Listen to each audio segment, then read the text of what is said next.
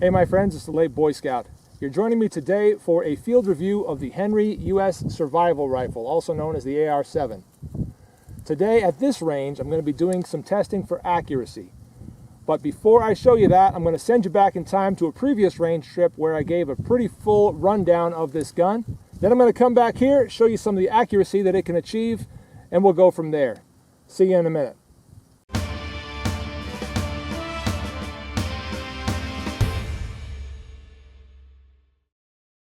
I'm at the North Springs shooting range outside of Price, Utah on a very rainy day with my friends from Desert Tactical Arms, and today I've got a few things I'm going to try out with some of my guns while they're trying some stuff out with some of their guns. I got myself this gun right here. I know it doesn't look like a gun, but it is. It's the Henry U.S. survival rifle. Collapses down, folds up all into this little case right here. And seeing as it's such a rainy day, I thought I'd take advantage of some of these puddles that we have around here and test the claimed feature that this gun has of being able to float.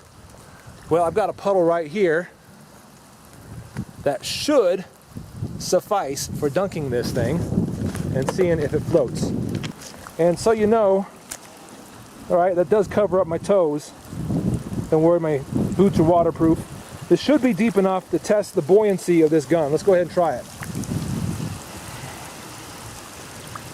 All right, that is all the way down in there. It is sunk down to the bottom. It's touching the bottom, but you can also see that it's floating up there at the front. Let's test that.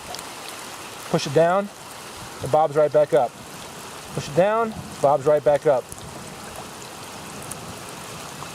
So I know this isn't like a lake or a stream or like a raging river or anything like that, but it's the best test I got at the moment. And you know what? This thing seems to be doing what it's advertised to do. It seems to be floating pretty well. Pushing it all the way down, pops right back up.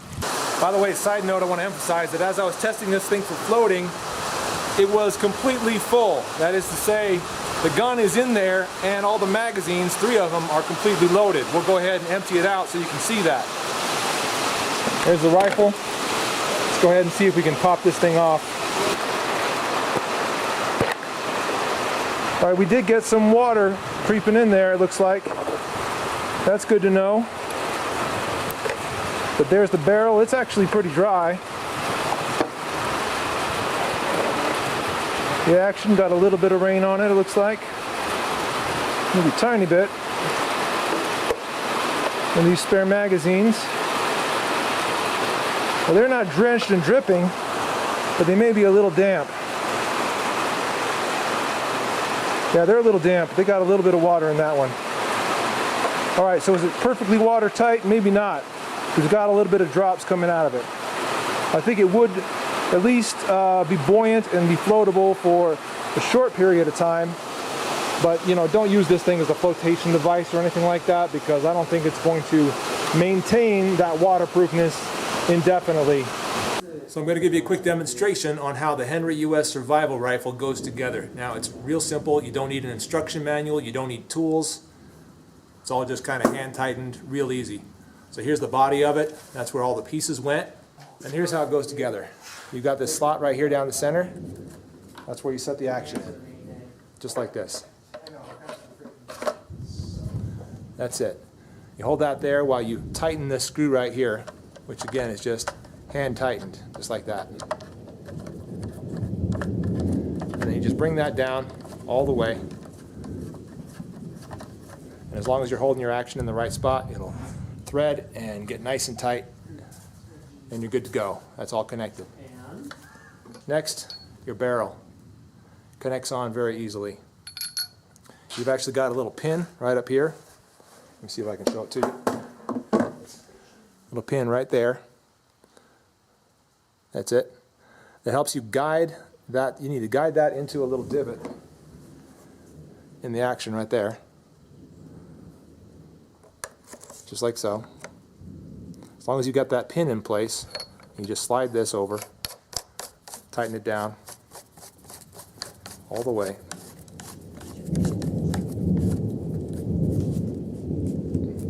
And you've got yourself a gun. Put that butt cover back on, and you're ready to start shooting. So we'll go ahead and pop that 8-round magazine in there, do a little semi-automatic shooting, see how this thing did post being dunked in the water, whether any of that water is going to cause an issue for the functionality.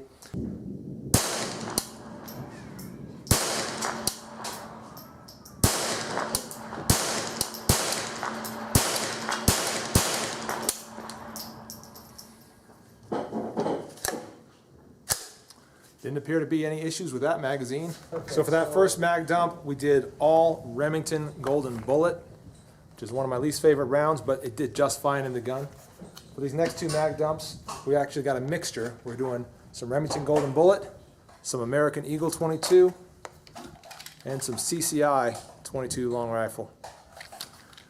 Now, if anything's going to cause this gun to fail, I'm thinking it's mixing up the ammo, kind of being unreliable with what's coming in. So we're going to try some mag dumps with a mixture of those 3 ammunitions, staggered. Pretty much every other round is something different in both of these. Well,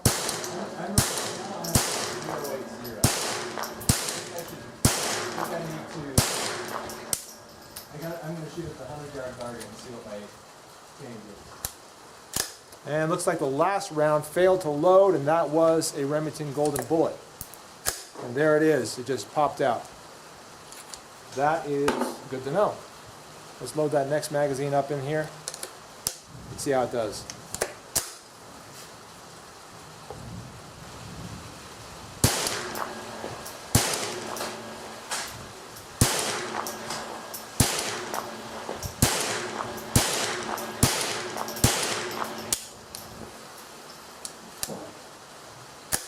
And that one was flawless. By the way, for those of you wondering if you can take that barrel off and turn your Henry U.S. survival rifle into an SBR, let's just pop a magazine in and see what happens. So, am I just going to go just empty the mag? What? Am I just going to empty the mag? Now, unless you're totally fine with your bullets shooting out at that velocity, yeah, it's not going to work as an SBR. No. Welcome back. As you can see, I've got this gun on kind of a makeshift shooting rest. This is one of my shooting bags. It's going to be laying on top of that. Plus I've got a sandbag in the back, giving it the most stability I can so that I can be as constant from one shot to another with my sight picture. We are shooting at 25 yards at paper plates using a bulk pack of Remington Golden Bullets. I'm going to send probably 1 magazine downrange of those paper plates. And let's just see how these rounds line up.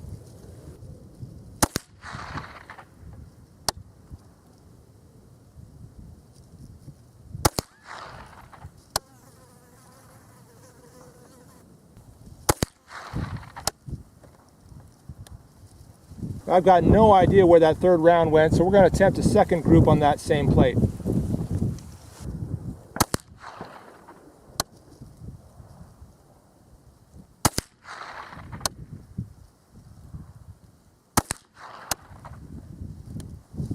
Well, I don't know about you guys, but I'm pretty happy with the size of that group on that paper plate out there. Let's take it to the 2nd plate and see if we can repeat that.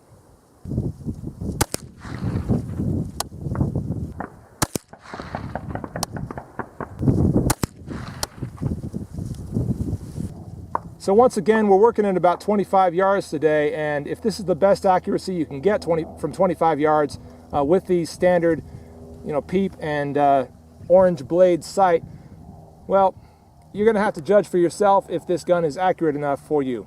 Now let's go back to Price, Utah for some closing thoughts. Like almost any other .22 rifle, I find that the Henry U.S. survival rifle is kind of picky with ammo. It's a little finicky. Some ammos it does just fine with, others it's not happy about. It did not do well with American Eagle. Seemed to have done fine with CCI mini mags and also these Remington Golden Bullets. We did have a number of squashed .22 shell casings from that American Eagle, so maybe steer clear of that for this particular gun. I'm not going to call that a huge downside because, as I said before, a lot of .22 rifles are a little finicky with ammo. You just kind of have to try a bunch of different ones to see what it's happy with. However, let's talk about some ergonomic issues with this gun. There are some things about it that I'm just not enjoying. One of those being the charging handle. Because this thing recesses like that, as it's supposed to in order to be better for stowing, it's kind of uncomfortable to actually use. You have to lift that sucker up like that and get your finger over the top of it, and you can never quite get a comfortable charging, grip on that. I guess the one thing about that that's forgivable is that you don't do that but every 8 rounds. So no real big deal. Another thing is the trigger. I really don't care for the trigger. It's kind of sharp on each side, not real comfortable, and I don't know. I guess what I'm just used to the Savage AccuTrigger, which is amazing, and so maybe I'm spoiled, but I'm not crazy about the trigger on this U.S. survival rifle by Henry. The sights. The sights are fine. It's kind of a peep sight, as I mentioned before. A real small aperture and that big orange blade at the front. They're fine, just not pinpoint accurate. I found my Savage Mark II to be very, very accurate with the sight picture that it's got. But this one does work for sure. Lastly, I'm going to talk about the grip right here, which you can see is humongous. It's almost hard for my full-sized, large-sized hands to wrap all the way around it. And I find myself kind of doing a little bit of this when I do grab a hold of it to shoot it, which works, but in the hands of, I don't know, a youth or some small ladies, that might be pretty uncomfortable. So ergonomics were maybe at the bottom of the list as they were designing this rifle. Obviously, they designed it to stow away and be a real survival rifle. In that use, in that role, I think it works pretty well. I like the fact that it stows away. I like the fact that it mostly floats and mostly keeps water out. Not completely, but mostly. And that's pretty cool. So overall, it's a pretty cool gun. I don't think it's going to be the funnest recreational shooter. You're not really going to have a great time taking this to the range and firing round after round through it. It's just not very satisfying, not a lot of fun. But in the role that it's intended for, that is survival, yeah, pretty cool gun. So there's a little field review, some testing of the Henry U.S. survival rifle. I'm the late Boy Scout. Thanks for watching.